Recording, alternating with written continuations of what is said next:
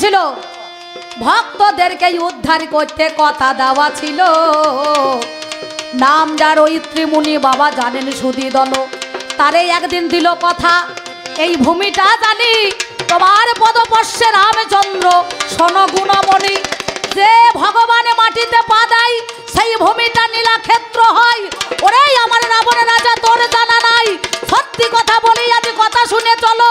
এমন সময় পঞ্চঝুটি কেনই ওরে হলো, পাঁচটায় আজকে গাঁটের মূল নিয়ে জানি, এই বট গাছের যেমন আমার নামাল নামে শুনি।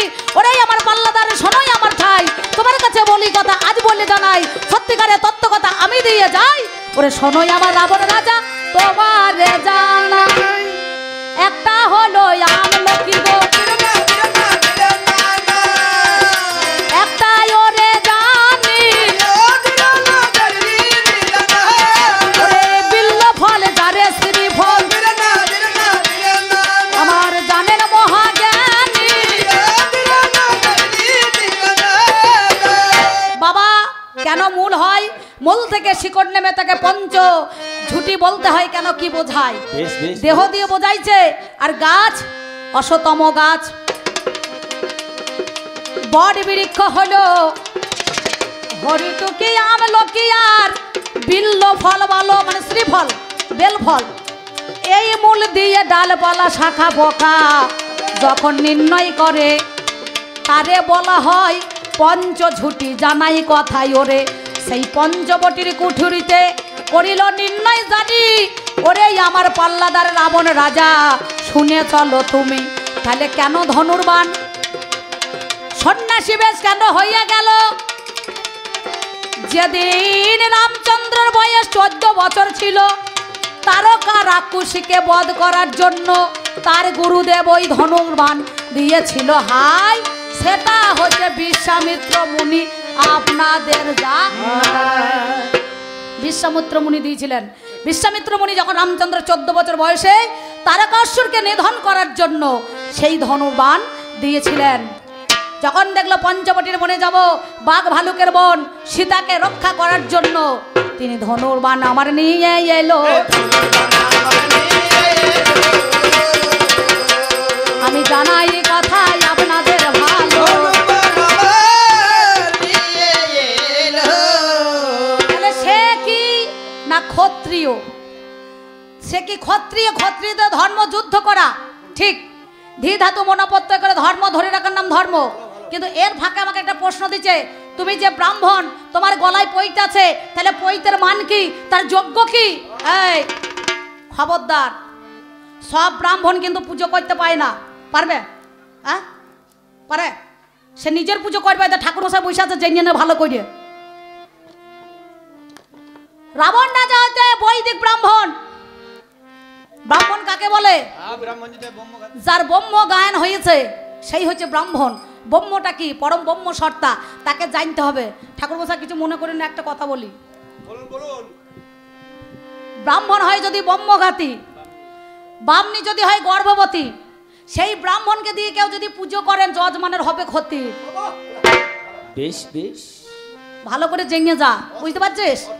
কি বলবো, সেই মেয়ে ছেলে তো একে, কিন্তু রাবণ রাজা সাজিয়ে দিয়েছেন, তাই আমার কমিটি দাদারা টাকা দিয়ে। তার ব্রাহ্মণ হয় যদি ব্রহ্মঘাতী, তার স্ত্রী যদি হয় গর্ভবতী, সেই ব্রাহ্মণ দিয়ে যদি কেউ পুজো করে যজমানের ক্ষতি। হরি ভজন ভারী মিঠা, হরি ভজন করবি তো ছাঁচার জল মর কোচাতে ওঠা। একটা সন্তান জন্ম দিতে গেলে যতটুকু ব্রহ্ম পাঠ করার দরকার ততটুকু করতে হবে, আর বেশি করলে তখন যজমানের বাবা ক্ষতি হবে। কৃষ্ণ প্রেমানন্দে একবার হরি হরি বলুন।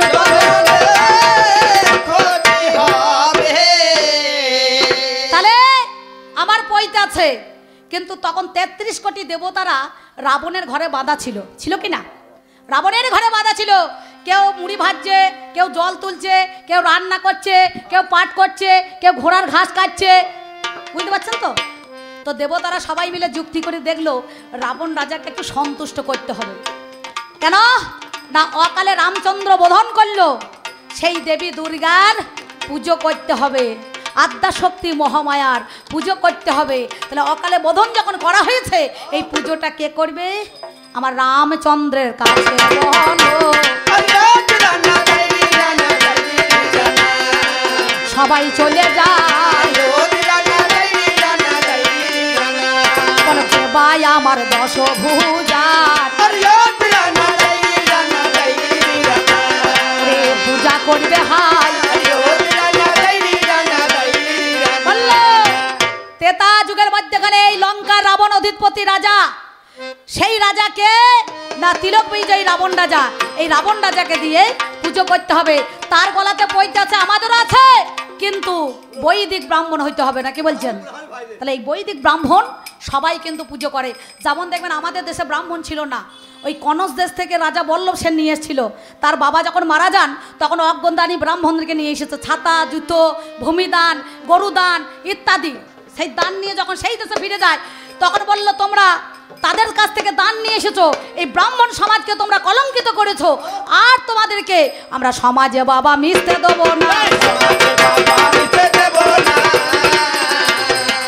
আমি জানাই কথা শোনো আনা বললো তাহলে কি হবে বললে এক কাজ করো ওই ত্রিকুট পর্বতের মধ্যেখানে একটা চর আছে সেই চরের মধ্যেখানে গিয়ে তোমরা বসবাস করো যার জন্য ব্রাহ্মণদের যখন পইতে হয় শূদ্রের মুখ দেখতে হয় কি বলছেন তা সেই ব্রাহ্মণরা দেখলো আমরা কোথায় মেয়ে পাবো আর তো এদেশে মেয়ে ছাড়া তখন শূদ্রদেরকে শূদ্রাণীদেরকে এরা বিয়ে করেছিল কি ঠাকুরমশাই ভুল না ঠিক বলছে তখন বিয়ে করার পর ওই জন্য যখন পইতে হয় 3 দিনে যখন ছেলে দেখবেন বেরোয় তখন আগে শূদ্রের মুখ দেখতে হয় না তাকে বলা হয় ভিক্ষা মা না কি বলছেন লজ্জা লাগে না বলতে যা জানিস না তো দড়ি বলতে যাস কেন হ্যাঁ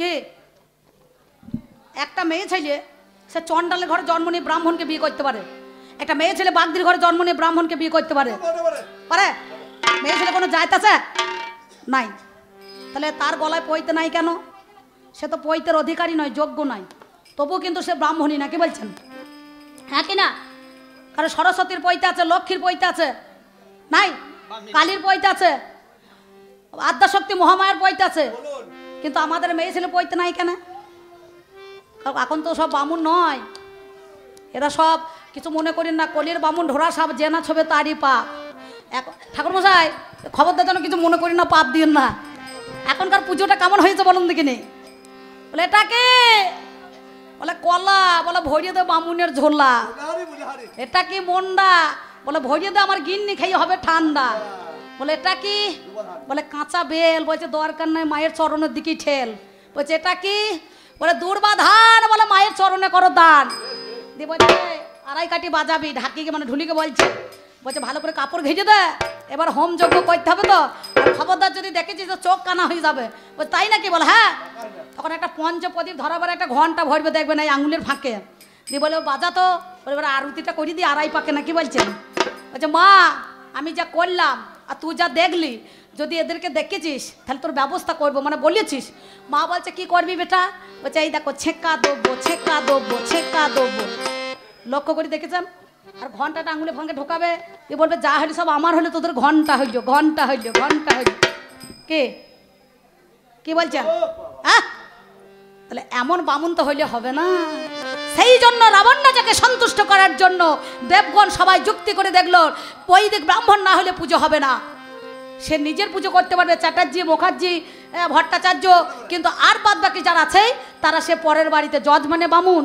আর এই বামুন এক তো হবে না হবে ঠাকুরমশাই এক হয় না সেই জন্য রাবণ রাজাকে দিয়ে বলল তাকে দিয়ে পুজো করতে হবে আমি জানাই কথা বাবা আপনাদের তবে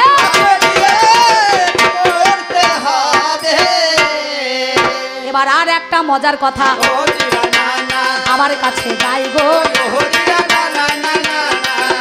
তুমি বলো দেখি রামচন্দ্র ওরে শোনোই আমার ঠাইগো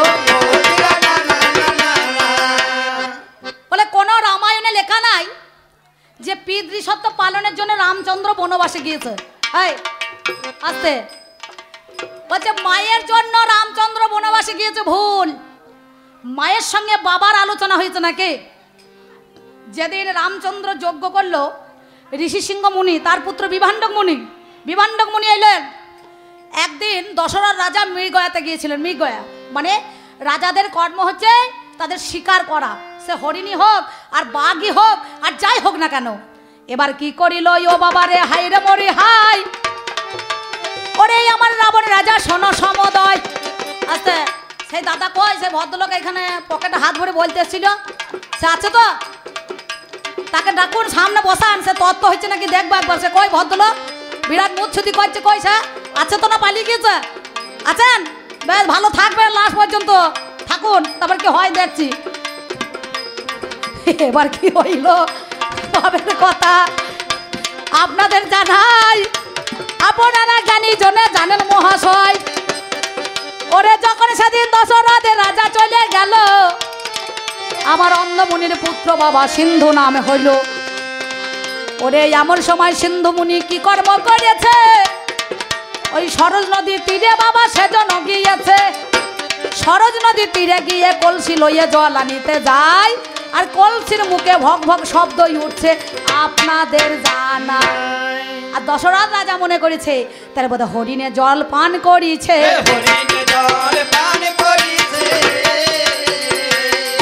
আমি জানাই কথা বাবা আপনাদের কাছে, হরিণের বোধহয় জল পিপাসা পেয়েছে, সেই জল বোধহয় পান করছে। আর সঙ্গে সঙ্গে দশরথ রাজা একটা বাণ মেরে দিয়েছিল, শব্দভেদী বাণ। শব্দভেদ হয়ে গেল, ওই শব্দটা বন্ধ হয়ে গিয়ে সিন্ধু তখন নদীর তীরে আছড়ে আছড়ে পড়ে পড়ে একবারে ধুলার মধ্যেখানে লুটিয়ে যায়। দশরথ রাজা কি দেখছে, সর্বনাশ, যারা আমি হরিণ ভেবে মেরেছি সে তো হরিণ নয়, এই যে সামান্য একটা বালক, একে বলে আমি অন্ধমুনির পুত্র সিন্ধু, আমার মাতা অন্ধ, আমার পিতা অন্ধ।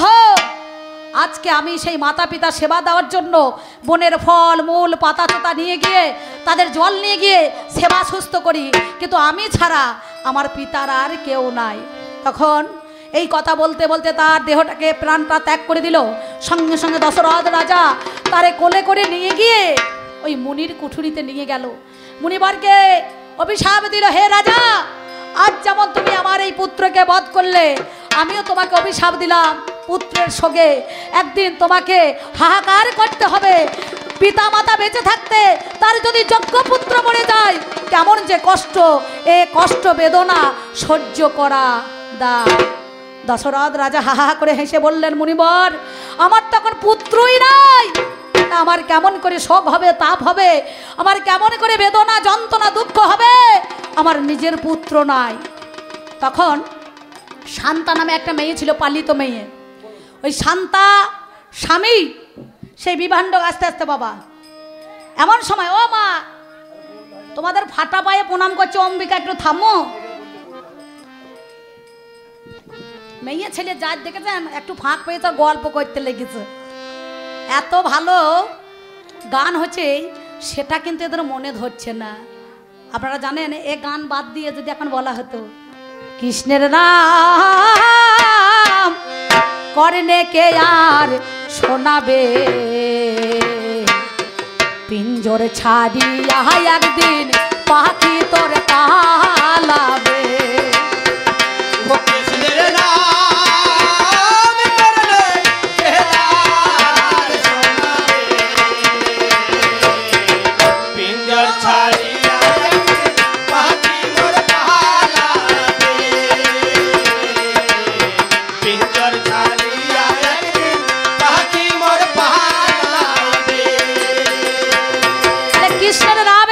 শোনাইতে গেলে পারে একটু রাম তত্ত্ব জানতে হবে নাকি বাবা।